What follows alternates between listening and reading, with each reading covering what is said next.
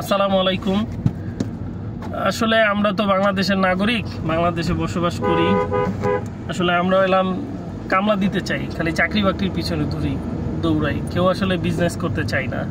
আসলে বিজনেসের কোনো শেষ নাই ভাই। ওই রাস্তায় দাঁড়ায় যেই লোকটা বেলপুরি বেচতেছে সেও চিন্তা করে দেখেন আমাদের চেয়ে ভালো আছে, অন্তত তার চাহিদা কম। আমাদের সময়ের সাথে সাথে চাহিদা বাইরে যায়। আমরা বেতনের সাথে সাথে মনে করেন যে কোনো বছর ইনক্রিমেন্ট হইলো 5,000 টাকা, আমাদের দৈনন্দিন খরচ, মাসিক খরচ, চাহিদা আমরা স্ট্যাটাস বাড়াই দিলাম। আমাদের সঞ্চয় হবে কোত্থেকে, আমাদের টাকা পয়সা হবে কোত্থেকে?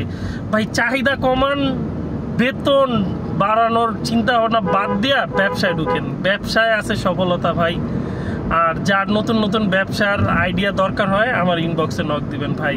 বিশ্বাস করেন, হতাশ হবেন না। দারুণ দারুণ ব্যবসার আইডিয়া দিব। খুব কম টাকায় ব্যবসা শুরু করতে পারবেন আল্লাহর রহমতে। তো যোগাযোগ করেন, কমেন্টে জানায়েন, সমস্যা নাই। পাশে থাকেন, আমিও পাশে থাকবো ইনশাআল্লাহ।